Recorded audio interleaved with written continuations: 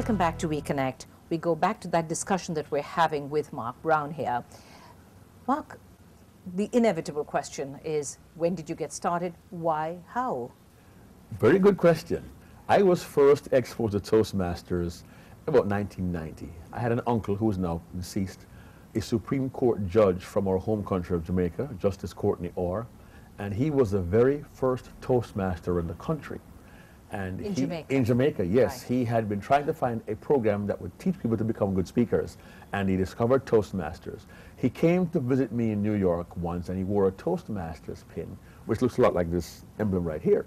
And I asked him what it was. He told me, Toastmaster speaking, and I filed it away.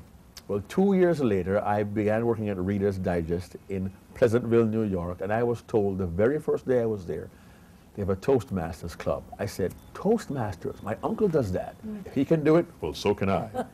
And I went to my first Toastmaster meeting that week, and I was overwhelmed by the quality of speakers that they had, but I was also intrigued and very interested. And after being a visitor for 4 or 5 months, I finally joined the club in 1993, and that was the beginning of a journey for me. And these journeys often take very strange steps, because in 1994, I entered my first international speech contest completely by accident. I was not scheduled to speak that day, but a contestant dropped out, and I was given a call with 2 hours before the meeting, can you take Dennis's place? I said, yes, I will. I took his place, lo and behold, I won the contest, not knowing where it would lead me, and 6 months later, I found myself a finalist in the 1994 World Championships. I lost that contest, but I won a desire to excel in public speaking. So I made a decision. I will try and win this contest one more time. And you did, in fact, Mark. Yes, 1 year later, yes, in 95. And the thing is, it takes 6 months of competition, between 20 and 25,000 people every year all over the world enter the contest, and they whittle it down to the final 9. And in That's 95... a tough one. I'm sorry to interrupt you, but it must be a really tough competition. I don't think about it in that way. I think each level, there are 6 levels. There's a club level, an area, a division, a district, and here we are in Chennai. District 82 is India and Sri Lanka. When you win your district, you go to a semi-final runoff and then the final 9. In 95, I was the only finalist to return from 94, and I was honored, blessed, and privileged to be named the world champion of public speaking, all because my uncle said, here's Toastmasters, give it a try. Right.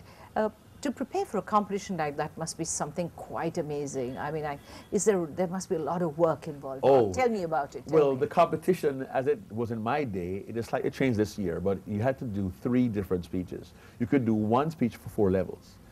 Club, area, division, district. When you won the district, you must do a new speech, and that's called the regional contest. When you win that contest, you do a 3rd speech for the World Championships. Well, this year, for the first time, you can use 1 speech 5 times. Club, area, division, district, semifinals. So you do the same speech? Yes. You have to write, research, and prepare your own speech. It's not very long, between 5 and 7 minutes.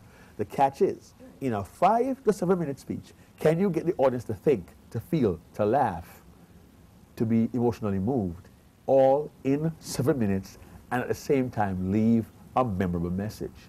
I know people who spend a year writing that speech because they want to leave a specific message, and they write every word carefully. They write a script, they memorize it, and then they internalize it.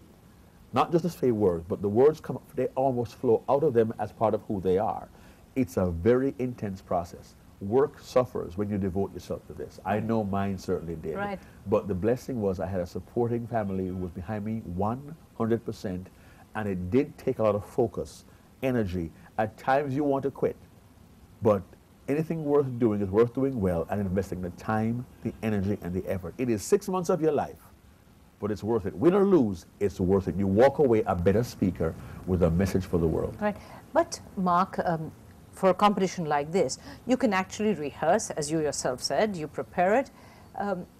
You become an actor, really, in a way, isn't it? Wouldn't you actually become an actor?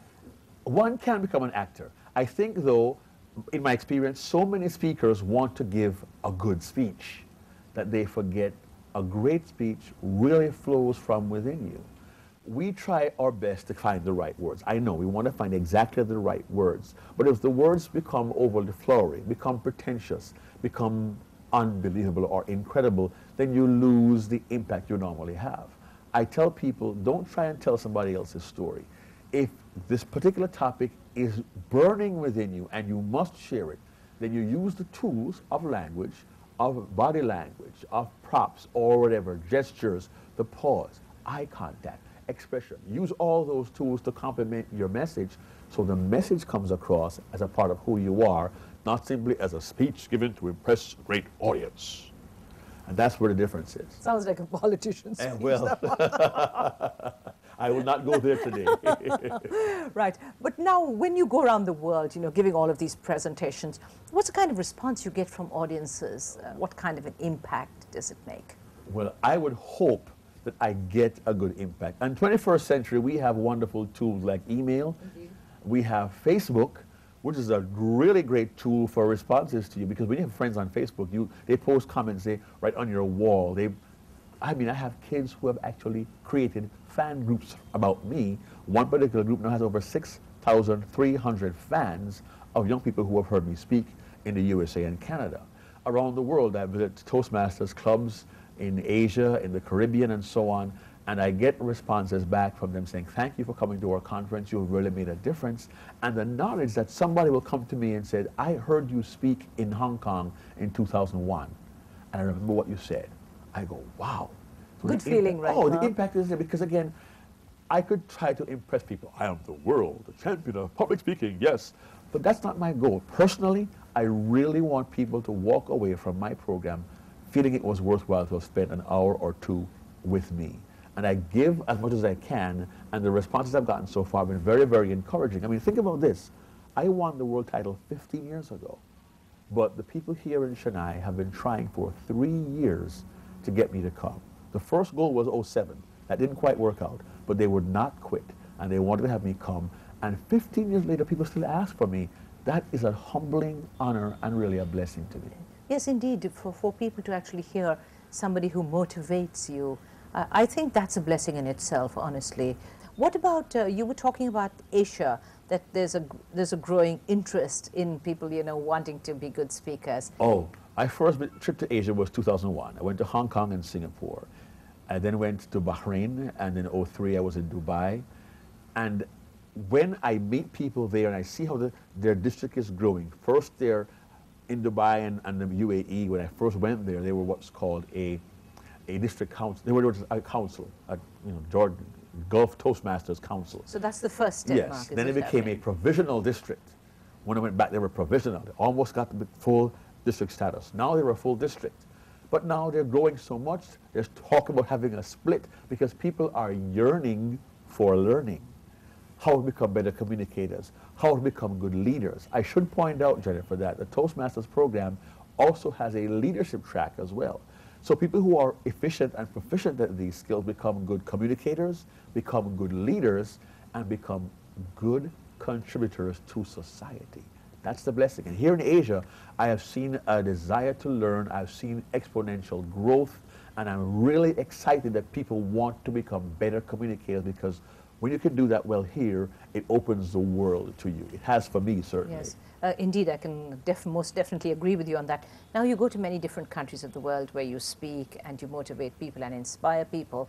Which of all these countries would you say is the one place or the one country, the one continent where people are the most zealous about learning to speak well? That's a good question. Now, who will I offend by answering this question? Let me think. Go on, give it a try. Africa was certainly wonderful, as was Australia. But I think the greatest yearning I've seen really is in the continent of Asia, really. Hong Kong, the Gulf, here in India, Sri Lanka. And yes, Caribbean, Africa, Australia, Asia to me right now seems to be the continent that really wants the most that they can get out of this program. Right. Mark, we'll come back and talk a little more about Certainly. the other things that you do. Well, don't go anywhere, because we're right back with you on Reconnect.